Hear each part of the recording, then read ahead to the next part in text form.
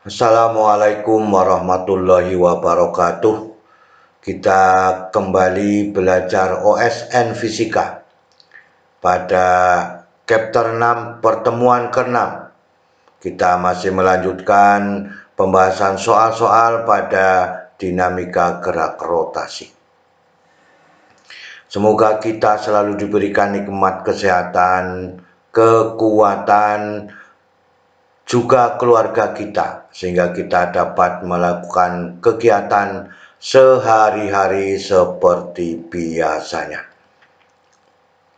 Semoga paparan video ini dapat membantu dan mempermudah belajar siswa pada OSN Fisika untuk dinamika gerak rotasi. Kita lihat pada soal yang pertama. Sebuah silinder bermasa M, jari-jarinya R di atas bidang miring pada ketinggian H dari dasar bidang miring. Kemudian silinder menggelinding. Jika momen inersia silinder adalah I sama dengan mr kuadrat dibagi 2, tentukan perbandingan kecepatan saat silinder menggelinding dengan saat silinder tidak atau tak menggelinding di dasar bidang miring, ya. Jadi yang satu menggelinding, yang kedua tidak menggelinding. I sama dengan mr kuadrat dibagi 2, V1 adalah kecepatan menggelinding, ya. Yang kedua V2 adalah kecepatan tidak menggelinding. Berapakah perbandingannya? Momen inersia adalah mr kuadrat dibagi 2, kecepatan menggelinding disebut V1, kecepatan tidak menggelinding kita sebut dengan V2. Untuk silinder menggelinding kecepatan V1, maka hukum kekekalan energi mekaniknya, ya, itu tergantung pada kejadian yang terjadi berdasarkan kejadian yang diambil berdasarkan hukum kekekalan energi pada kecepatan V1, ya, dengan ketentuan V0-nya sama dengan 0, omeganya 0 sama dengan 0, H1 sama dengan 0, ya. H1 sama dengan H, menuruni bidang, ya. H1 sama dengan H, H1 sama dengan 0. Maka terjadi, ya, di sini pada waktu melinding terjadi hukum kekekalan energi mekanik. Jadi energi mekanik awal sama dengan energi mekanik akhir pada waktu menggelinding. Maka dari energi yang disebutkan ada yang menggelinding, maka dengan demikian ada energi kinetik rotasinya. Sehingga, ya, di sini setengah mv0 kuadrat ditambah setengah I omega 0 kuadrat ditambah mgh0 sama dengan mgh1, ya, setengah m V1 kuadrat ditambah setengah I omega 1 kuadrat. Jadi keseluruhannya hukum energi mekaniknya karena menggelinding ada yang disebut dengan energi kinetik rotasi pada bagian awal dan pada bagian akhir. V0-nya 0, omeganya 0 adalah 0, kemudian H1 sama dengan 0, kemudian H0 sama dengan H, maka ini harganya 0 di sini, ya. Di sini harganya 0, kemudian H0 sama dengan H, kemudian H1-nya sama dengan 0. Maka yang ada tinggal MGH0 itu sama dengan setengah MV1 kuadrat ditambah dengan setengah I, ya, omega 1 dikuadratkan. Ini yang kita inginkan pada persoalan ini, sehingga ini yang diinginkan menjadi MGH sama dengan setengah MV1 kuadrat ditambah setengah I omega 1 kuadrat. Kita lanjutkan. Ini persamanya kita ambil kembali, ya.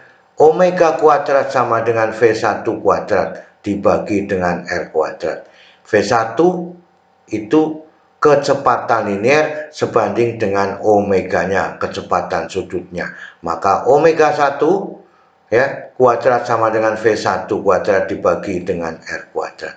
Kemudian I sama dengan MR kuadrat dibagi dengan 2. Sehingga persoalannya menjadi MGH sama dengan setengah MV1 kuadrat ditambah dengan setengah MR kuadrat dibagi 2. Kemudian ini dimasukkan V1 kuadrat dibagi dengan R kuadrat. R kuadrat dibagi R kuadrat 1. Ini menjadi 1/4, ya. 1/4 MV1 kuadrat. Ya, 1/4 MV1 kuadrat.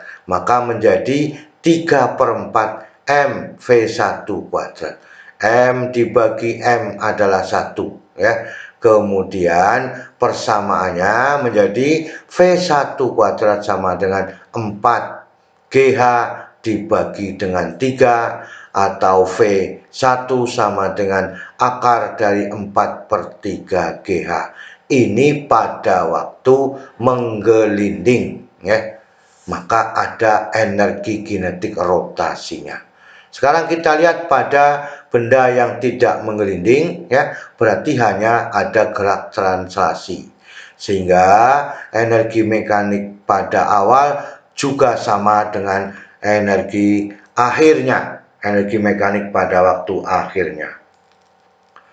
Yang ada hanya energi kinetik translasi dengan energi potensialnya. Maka setengah MV0 kuadrat ditambah MGH0 sama dengan MGH1 ditambah setengah MV2 kuadrat. Ini 0, ini harganya H, ini harganya 0. Sehingga MGH sama dengan setengah MV2 kuadrat, ya. M dibagi M1 dikalikan 2, maka V2 sama dengan akar dari 2GH, ya. Ini adalah persamaan pada waktu hanya terjadi gerak translasi, ya. Berapakah V1 dibanding V2?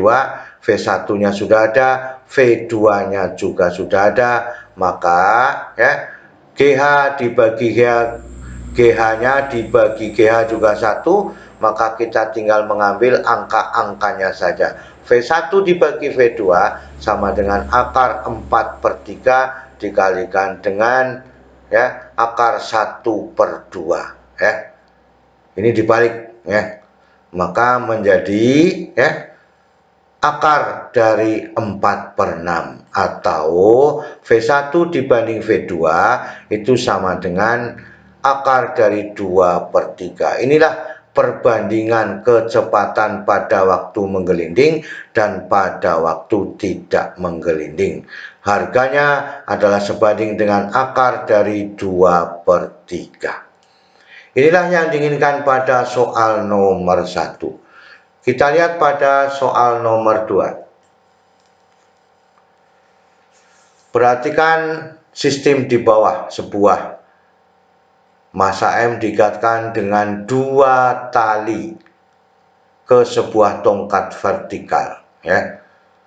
Panjang tali yang miring adalah L.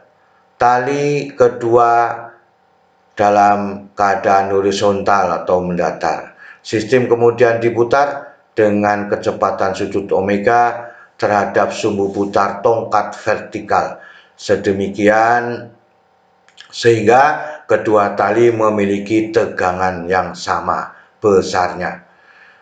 Sudut antara dua tali adalah theta dengan nilai 0,8. Nah, ini gambarnya demikian, ya.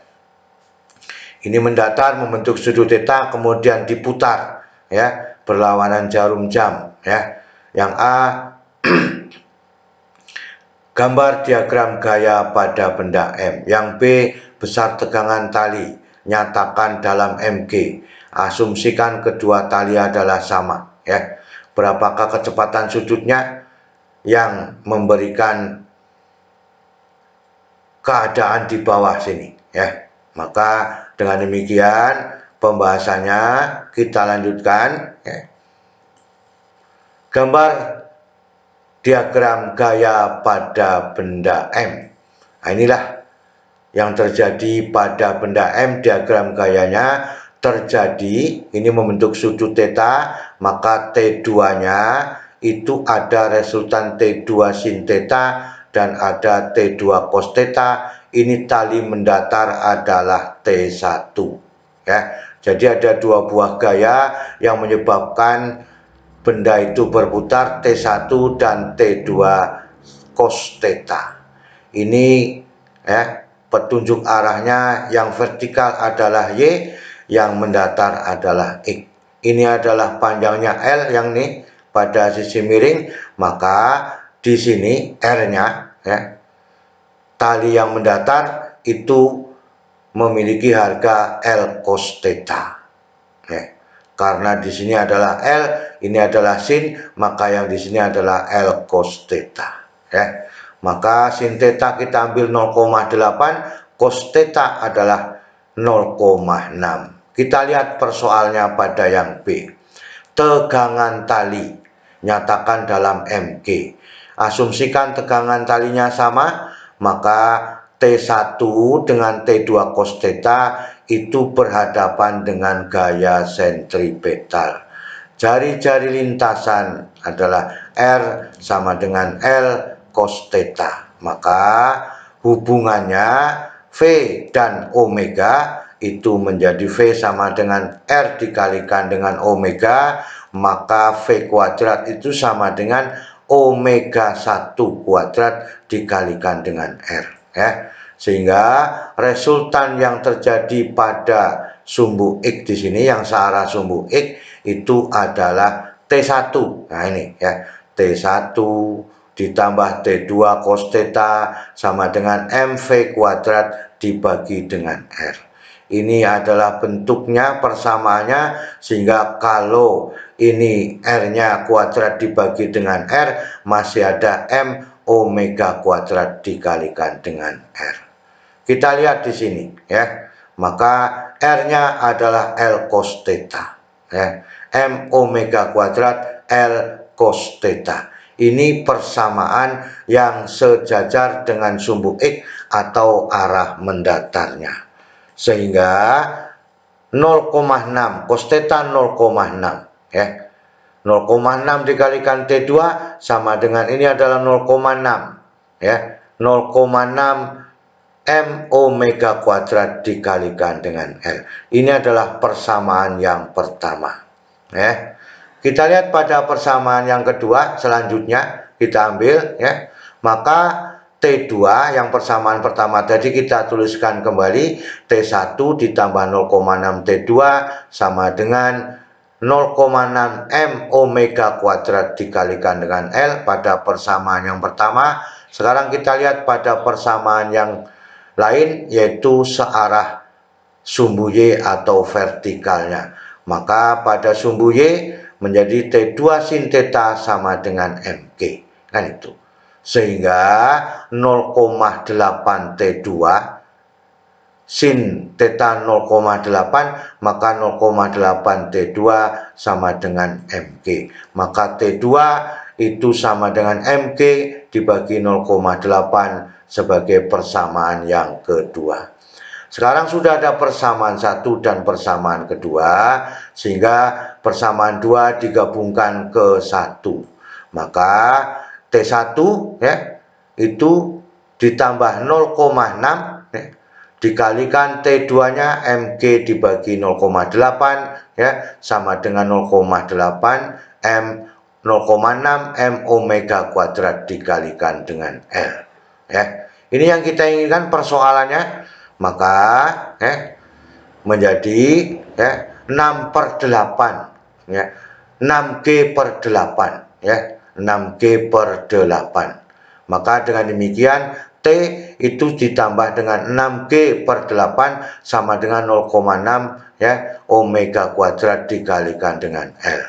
Maka ini kalau diambil dipindah ke ruas kanan maka ini menjadi negatif maka T1-nya memiliki harga 6 omega kuadrat L dibagi 10 dikurangi dengan 6G/8. Ini menjadi 6/10 sehingga T-nya ini menjadi 80, kita ambil 80 ya, maka 80 dibagi 10 adalah 8, maka ini 48 omega kuadrat L ya, maka ini menjadi 60 ya, dikalikan G dibagi dengan 80. Ini adalah keadaan pada waktu T1 nya, demikian ya. Karena dianggap bahwa T1 sama dengan T2, maka ini adalah tegangan tali yang diinginkan, yaitu sebesar 48 omega kuadrat L dikurangi 60 G dibagi 80. Sekarang kita lihat kecepatan sudutnya yang diberikan berapa pada waktu di titik M di sini, pada masa M-nya. Maka T1 sama dengan T2. Ya, sama dengan 10 mg dibagi dengan 8 yang ini. Maka kita harus menyamakan demikian pada titik bawah di sini, yaitu tergantung pada mg-nya, sehingga T1 ditambah dengan mg dibagi 8 sama dengan 0,6 m omega kuadrat dikalikan dengan L. Maka dengan demikian ya, karena sama maka kita ambil dari sini ya. 10 mg dibagi 8 ditambah dengan 6 mg dibagi 8 sama dengan 6/10 ya. 6/10 ya, dikalikan dengan m omega kuadrat dikalikan dengan L itu ya. Bisa dipahami ya. Nah, itu yang diinginkan, sehingga ya ini menjadi 16 mg dibagi 8 ya. Maka kalau kita bagi dengan M semua, maka tinggal 16G ya. Ini 16G dibagi 8 sama dengan 6 dibagi dengan 10 ya, dikalikan dengan omega kuadrat dikalikan dengan L ya, dikalikan dengan L. Maka dengan demikian persoalannya omeganya sama dengan berapa? Maka omega kuadrat itu sama dengan ya 10/6, ini dibalik, 10/6 dikalikan 16G dibagi dengan 8L. Jadi T1 ini itu kita ambil harganya 10 mg dibagi 8 karena tadi sudah dikatakan asumsikan T1 sama dengan T2, sehingga omega kuadrat sama dengan 10/6 dikalikan dengan 16G dibagi dengan 8L, sehingga ya kalau kita lihat di sini ya, ini menjadi 2 ya. 16 dibagi 82 ini 1, maka ini menjadi 3 kan, itu 10G dibagi dengan 3L. Inilah kecepatan sudut yang diinginkan pada waktu terjadi kejadian bahwa T1 sama dengan T2 pada masa atau pada tegangan tali bawah, sehingga T2 sin theta sama dengan mg juga disebut sebagai dengan T1 ya. Inilah yang kita inginkan ya pada persoalan nomor 2, dan keseluruhannya dari soal nomor 1 dan nomor 2 kita sudah banyak menemukan kesimpulan-kesimpulan untuk mempermudah pekerjaan pada dinamika gerak rotasi ya. Selalu semangat belajar. Terima kasih. Wassalamualaikum warahmatullahi wabarakatuh.